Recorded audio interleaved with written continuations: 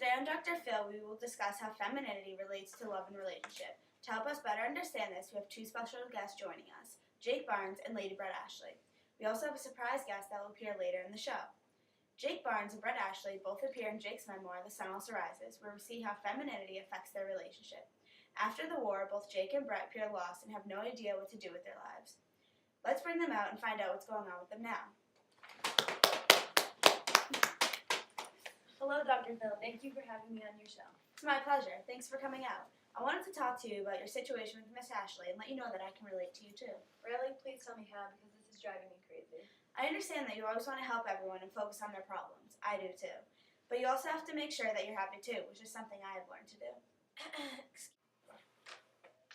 Excuse me, gentlemen. Did you forget that I was here? Sorry, Brett. Hello and welcome. I will get to you in a minute, though. See, that's my problem. You always have to be the center of attention, which is the reason why you can't have a steady, lasting relationship. Tell Brett how her actions affect you, Jake. Brett, I'm in love with you. I've been since the moment we met, and I know when I left for war, I let you down. But I'll never stop trying. I understand that I cannot make you as happy as other men. Isn't it all that you know? No, but it always gets to be. Now we're getting somewhere. I'm a goner. I'm mad about that Romero boy. I'm in love with him, I think. I wouldn't be if I were you. I can't help it. I'm a goner. It's tearing me up inside. Don't do it. I can't help it. I've never been able to help anything. I've got to do something. I've got to do something I really want to do. I've lost my self-respect. I'm glad you finally opened up about your inability to be with one man, and I think I have someone here that can relate to you. Jennifer, come on out.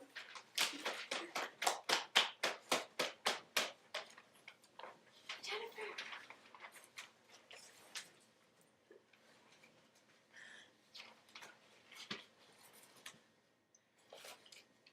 Hello, thank you so much for having me. So, Jennifer, I've been talking to Brett and Jake, and it seems like they're going through the same things you are with Brett. Can you explain your situation to us, please? I lost the love of my life too, and it is the hardest thing to be able to get over. I understand that. And I know that Jake can't physically love Brett, which can be a problem in a relationship. Are you saying physical love is all women look for in a relationship? No, but it's a big part of a functioning relationship for both men and women.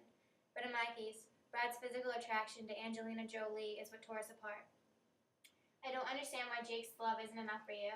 Isn't that what all women want? Someone who sacrifices their own happiness to ensure yours? I never said Jake's love is enough for me. I just don't know who I want to be with as of right now. I have so many options. It's hard to pick just one.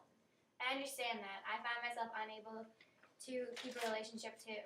Well, it's funny how the appearance of women has changed so much, but the characteristics of what they want in a relationship has not changed that much at all. Yes, the first time I saw Brett after we ended our relationship, she was damn good looking. She wore a slip-over jersey sweater and a tweed skirt, and her hair was brushed back like a boy's, kind of like how she looks now. And Jennifer dresses more feminine, the way women do these days. But you're right, women do want the same things today as they did back then.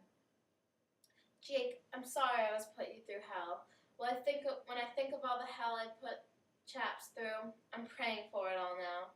Don't talk like a fool. Besides, what happened to me is supposed to be funny. It's very funny and a lot of fun too to be in love. Do you think so? I don't mean fun that way. In a way, it's an enjoyable feeling. No, I think it's hell on earth. I've had my experiences with women, and I think the problem is they love the idea of love. But don't take the time to get to know someone before they fall in love with the man or even the idea of him. I agree with that. You and I are very much alike. I have to ask, why don't you get married, you two? We want to lead our own lives. We have our own careers. Neither of those are good reasons. You two are supposed to be together. Why else would you keep running into each other everywhere? Oh, Jake, we could have such a damned good time together.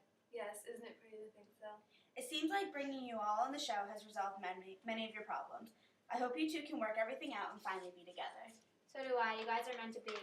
Thank you for inviting us once again. I did resolve many of our problems, and while it would be nice if Brett and I could be together, it's not going to happen. I've been hurt too many times, and I think it's time for me to move on. I wish you best of luck, Brett. Yes, it definitely is time for us to say goodbye. Coming here did resolve some issues that we never had talked about, though. And Jake, I think I should tell you that I'm going back to Mike. He's so damn nice, and he's so damn awful. He's my sort of thing. I have learned a lot about myself from coming here, so thank you very much for having me. I have two, and I think it's finally time for me to look for the right man. It was my pleasure to help you all. Thank you for coming, and thanks to everyone who watched today. See you next time.